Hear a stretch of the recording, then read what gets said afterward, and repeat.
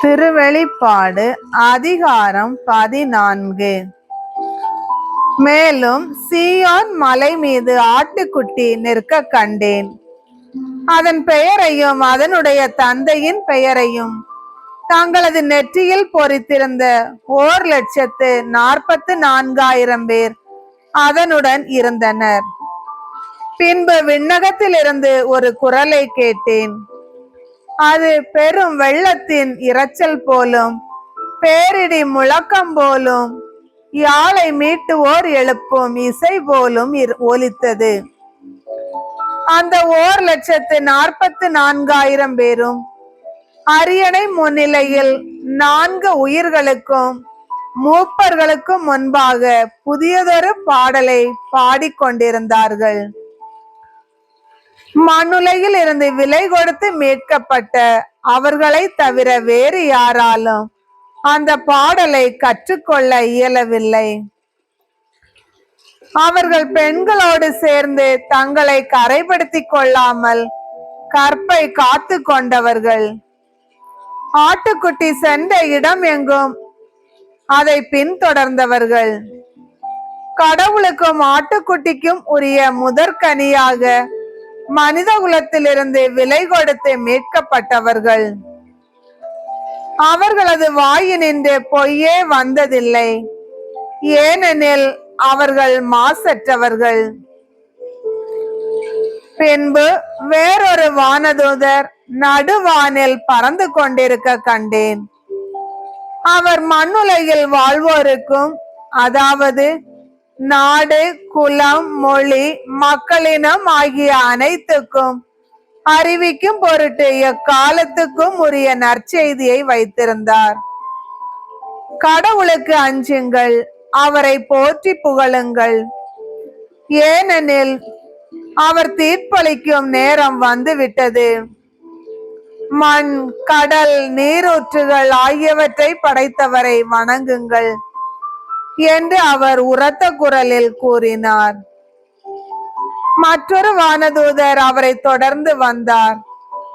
இந்த 2ஆம் தூதர் வீழ்ந்தது, பரத்தமை என்னும் தன் மதுவை எல்லா நாட்டினரும் குடித்து வெறிகொள்ள செய்த பாபிலோன் மாநகர் வீழ்ந்தது என்றார். வேறொரு வானதூதர் அவர்களை தொடர்ந்து வந்தார். அந்த 3ஆம் வானதூதர் உரத்த குரலில் கூறியது, விலங்கையும் அதன் சிலையையும் வணங்கி தங்கள் நெற்றியிலோ கையிலோ குறியிட்டு கொண்டோர் அனைவரும் கடவுளின் சீற்றம் என்னும் மதுவை அவர்தம் சினம் என்னும் கிண்ணத்தில் கலப்பின்றி ஊற்றப்பட்ட அந்த மதுவை குடித்தே தீர வேண்டும். அவர்கள் தூய வானதூதர் முன்னிலையிலும் ஆட்டுக்குட்டியின் முன்னிலையிலும் நெருப்பாலும் கந்தகத்தாலும் வதைக்கப்படுவார்கள். அவர்களை வதைத்த நெருப்பிலிருந்து எழுந்த புகை என்றென்றும் மேலே எழுந்த வண்ணம் உள்ளது. அந்த விலங்கையும் அதன் சிலையையும் வணங்குவோருக்கும் அதனுடைய பெயரை குறியாக இட்டு கொண்டோருக்கும் அல்லும் பகலும் ஓய்வே இராது. ஆகவே கடவுளுடைய கட்டளைகளை கடைபிடித்து இயேசுவின் மீது நம்பிக்கை கொண்டிருக்கும் இறை மக்களுக்கு மன உறுதி தேவை. பின்பு விண்ணகத்திலிருந்து ஒரு குரலை கேட்டேன். இது முதல் ஆண்டவரோடு இணைந்த நிலையில் இறப்போர் பேறு பெற்றோர் என எழுது என்று அது ஒலித்தது. அதற்கு தூய ஆவியார், ஆம், அவர்கள் தங்கள் உழைப்பிலிருந்து ஓய்வு பெறுவார்கள், ஏனெனில் அவர்களின் செயல்கள் அவர்களை பின்தொடரும் என்று கூறினார். பின்பு ஒரு வெண்மேகத்தை கண்டேன். அதன் மீது மானிட மகனை போன்ற ஒருவர் வீற்றிருந்தார். அவரது தலையில் பொன்முடியும் கையில் கூர்மையான அரிவாளும் காணப்பட்டன. மற்றொரு வானதூதர் கோவிலில் இருந்து வெளியே வந்து மேகத்தின் மீது வீற்றிருந்தவரை நோக்கி, உமது அரிவாளை எடுத்து அறுவடை செய்யும், ஏனெனில் அறுவடை காலம் வந்து விட்டது. மண்ணுலகம் என்னும் பயிர் முற்றிவிட்டது. என்று உரத்த குரலில் கத்தினார். உடனே மேகத்தின் மீது வீற்றிருந்தவர் மண்ணுலகெங்கும் தமது அரிவாளை வீசி அறுவடை செய்தார். மற்றொரு வானதூதரும் விண்ணகத்தில் உள்ள கோவிலில் இருந்து வெளியே வந்தார். அவரிடமும் கூர்மையான அரிவாள் ஒன்று இருந்தது. நெருப்பின் மேல் அதிகாரம் கொண்டிருந்த இன்னொரு வானதூதர் பலிபீடத்திலிருந்து வெளியே வந்தார்.